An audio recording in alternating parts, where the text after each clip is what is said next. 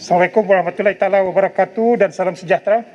Terima kasih atas peluang yang diberikan kepada saya untuk turut serta mengambil bahagian di dalam perbahasan menjunjung kasih titah ke bawah duli Yang Maha Mulia Sri Paduka Baginda Yang di-Pertuan Agong pada 13 September yang lalu. Datuk Seri Yang di-Pertua, sebelum Sabah dan Sarawak bersedia untuk membentuk Malaysia, mereka telah mengkaji beberapa tuntutan demi menjaga kepentingan dan hak mereka. Tuntutan inilah yang dikenali sebagai perjanjian 20 perkara untuk Sabah dan 18 untuk Sarawak. Berdasarkan dua perjanjian ini, maka terbentuklah Perjanjian Malaysia tahun 1963. Tadi rakan saya sebuti pun sentuh tentang MA 63. Namun, Perjanjian Malaysia tahun 1963 yang sepatutnya disemak semula selepas 10 tahun, daripada tarikh perjanjian tidak pun disemak.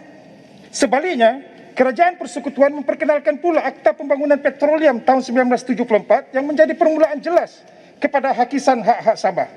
Bukan itu saja, 2 tahun selepas itu Sabah dan Sarawak juga diturunkan taraf daripada rakan sekutu Persekutuan Tanah Melayu kepada negeri-negeri di dalam Malaysia.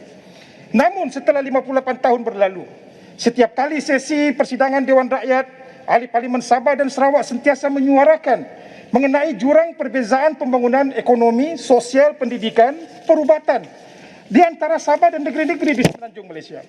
Malahan, setelah 58 tahun kerajaan Malaysia dibentuk, Tuanku Agong di dalam titahnya masih lagi mengingatkan berkenaan pentingnya jurang pembangunan di Sabah, Sarawak dan semenanjung Malaysia perlu dirapatkan. Untuk makluman Datuk Yang di-Pertua, ketika saya sedang berbahas di Dewan Yang Mulia ini, hari ini kawasan parlimen saya, contohnya di Universiti Kondo Apartment UCA, Taman Bandar Sera, Taman Jayadiri, Taman Rimba, Taman Indah Permai dan beberapa lagi taman dan kampung di sekitar Parlimen Sepanggar sudah berbulan menghadapi masalah air, terputus menyukarkan kehidupan harian mereka pada ketika mereka juga kena mengurangkan pergerakan sepanjang musim pandemik ini. Kerana isu ketidakmampuan loji air yang sedia ada menampung penggunaan yang semakin meningkat.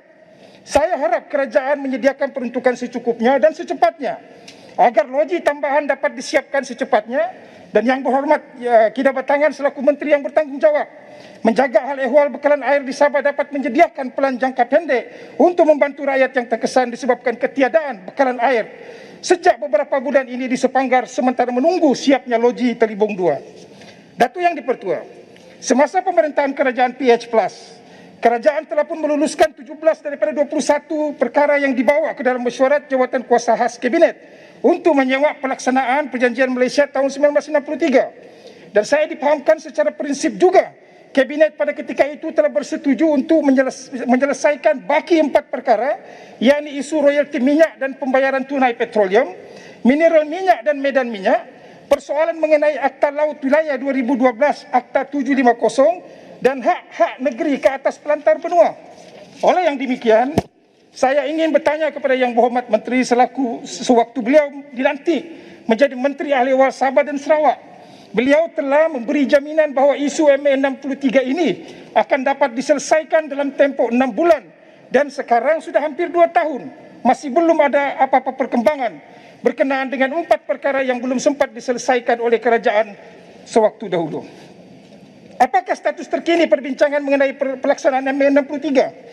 Dan apakah ianya akan dilaksanakan dalam tempoh 100 hari sejak Yang Berhormat Menteri dilantik kali kedua sebagai Menteri yang dipertanggungjawabkan?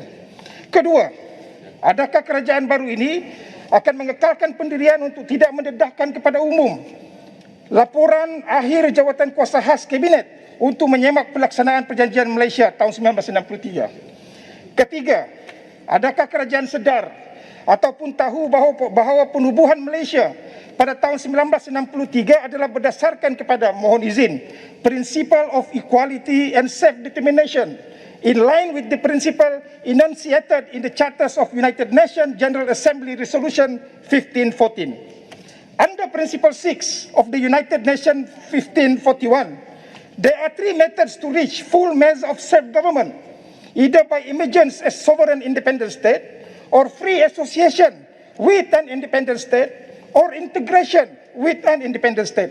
Sabah pada ketika itu, Datuk Yang di-Pertua, telah memilih pilihan ketiga, yaitu true integration with an independent state. Namun seperti yang dikehendaki oleh Pertubuhan Bangsa-Bangsa Bersatu, Malaysia hendaklah menghantar laporan kemajuan kepada Setiausaha Agung Pertubuhan Bangsa-Bangsa Bersatu. Dimaklumkan kepada saya, bahawa satu laporan pun tidak pernah dihantar setelah Persekutuan Malaysia dibentuk pada September tahun 1963. Oleh itu, saya mohon penjelasan daripada kerajaan sama ada perkara ini benar atau tidak, dan sekiranya benar, mengapa tidak dibuat dan apakah implikasi undang-undang yang bakal berlaku. Menyentuh mengenai MOU di antara kerajaan dan pihak pembangkang, Datuk Yang di-Pertua, sekali lagi ditegaskan bahawa kami tidak pernah dilibatkan daripada awal tentang perbincangan MOU ini dengan kerajaan, dan jika ada pun sekadar jemputan untuk ditaklimatkan akan persetujuan MOU ini dengan kerajaan. Ini mungkin berlaku disebabkan kami bukan sebahagian daripada Pakatan Harapan dan kami tidak dilibatkan daripada peringkat awal. Namun parti warisan, kami tiada halangan untuk menyokong transformasi di bawah MOU di antara kerajaan dan pihak pembangkang selagi mana ia memberi manfaat kepada rakyat pada keseluruhannya. Kita perlu menghormati dan meraihkan akan perbezaan pendapat kerana mungkin rakan-rakan dalam blok pembangkang melihatnya dari sudut pandang yang berbeza. Namun kami di pihak warisan jangan pula dikatakan tidak mengutamakan kepentingan rakyat, tidak menyokong transformasi kerajaan dan parlimen, dan kononnya tidak patuh kepada saranan Duli Yang Maha Mulia Yang di-Pertuan Agong agar fokus kepada pemulihan negara wajar diutamakan. Perlu juga diingat bahawa ketidakstabilan kerajaan berpunca daripada langkah Sheraton dan diikuti oleh perpecahan dalaman dalam Kerajaan Perikatan Nasional itu sendiri. Ianya bukan disebabkan oleh blok pembangkang yang mana sepatutnya MOU di kalangan Kerajaan Perikatan Nasional itu yang perlu ditandatangani. Sebagai anggota pembangkang, peranan semak dan imbang harus diperkasakan, bukan dilemahkan. Sebarang perjanjian berkemungkinan akan mengikat kebebasan kami untuk mempersoalkan dasar dan pelaksanaan yang dibuat oleh kerajaan. Sebagai contoh, Datuk Yang di-Pertua, menyentuh mengenai pemberkasaan pelan COVID, tambahan dana sebanyak 110 bilion. Jika ianya untuk kepentingan rakyat, yang mana kita semua tahu amat terkesan, takkan kita selaku wakil rakyat tidak memberikan sokongan. Namun jauh lebih penting daripada itu juga, sebagai memenuhi proses semak dan imbang, kita perlu juga tahu bagaimana uang itu akan dibelanjakan, daripada mana sumber itu diperolehi, apakah akan ada mekanisme untuk memastikan agar golongan sasar dapat dibantu, dan akhir sekali daripada mana sumber ini diperolehi. Perlu Dewan ini dimaklumkan juga bahawa dalam tempoh 2 tahun Kerajaan Perikatan Nasional memerintah, sebanyak lebih 530 bilion telah dibelanjakan melalui pakej-pakej rancangan, di mana kita sebagai ahli parlimen pembangkang sebelum ini bersetuju bahawa hasil dan impaknya kepada rakyat dan negara masih belum kelihatan.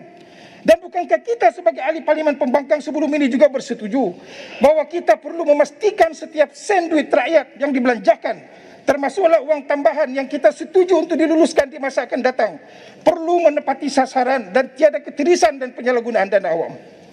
Bukankah agak melucukan bagi kita diminta untuk setuju dahulu, cek kemudian, dan jika tidak menepati cita rasa, kita tarik MOU itu. Sebelum ini juga kita sering mengatakan bahawa Kerajaan Perikatan Nasional ada kerajaan terbuka atap, kerajaan pintu belakang, dan rakyat bertanya, adakah dengan MOU ini secara tidak langsung kita mengiktiraf akan kewujudan kerajaan yang merampas mandat rakyat ini. Persoalan sumpah inilah yang mengakibatkan rakyat di luar sana keliru akan tindak tanduk kita sebagai pemimpin. Mengenai contoh undi 18, Datuk Seri Yang di-Pertua, suka saya mengingatkan bahawa apabila undi 18 diluluskan di Dewan Rakyat ini semasa kerajaan PH Plus memerintah negara, sewaktu kerajaan warisan di Sabah, Sabah adalah negeri pertama yang memindah perlembagaan negeri dengan meluluskan di Dewan Undangan Negeri pelaksanaan undi 18. Oleh itu mengatakan bahawa warisan tidak menyokong transformasi khususnya undi 18 itu adalah tidak benar. Datuk Yang di-Pertua, apa yang mengecewakan bagi saya sebagai wakil rakyat daripada Sabah adalah berkenaan dengan perjanjian Malaysia tahun 1963. Bukan saja ianya diletakkan di poin yang paling akhir untuk dilaksanakan, malah tidak ada satu time frame bilanya akan bermula dan bila akan dilaksanakan. Ini tidak berlaku dengan transformasi lain di dalam MOU ini, yang mana jelas diletakkan tarikh pelaksanaan dia. Di sini Datuk Yang di-Pertua, saya ada salinan MOU tersebut. Klausa 1 hingga 1.1 hingga 1.7 hendaklah dilaksanakan dalam tempoh penggal keempat. Klausa 2.1 hingga 2.3 hendaklah tidak lewat daripada mesyuarat penggal kelima parlimen. Klausa 3.2 hingga 3.6 hendaklah dilaksanakan dengan serta-merta. Tapi bila menyentuh tentang MA 63, hanya 3 baris ayat sahaja. Seolah-olah hanya sekadar menyedapkan hati rakyat negeri Sabah tentang isu MA 63. Suka saya ingatkan di sini, dalam Dewan Rakyat ini, kenyataan dan ayat yang ditulis di dalam MOU ini tidak ada bezanya dengan manifesto-manifesto Barisan Nasional sejak 60 tahun memerintah negara kita bila menyentuh tentang MA 63. Dan suka juga saya jelaskan dan ingatkan kepada yang amat berhormat bahwa janji Presiden parti yang amat berhormat Bera sendiri sewaktu pilihan raya kecil Kimanis, di mana beliau telah bersumpah dengan nama Allah bahawa jika UMNO kembali ke Putrajaya sebagai Perdana Menteri, perjanjian Malaysia 63 akan dilaksanakan 100% dan serta-merta.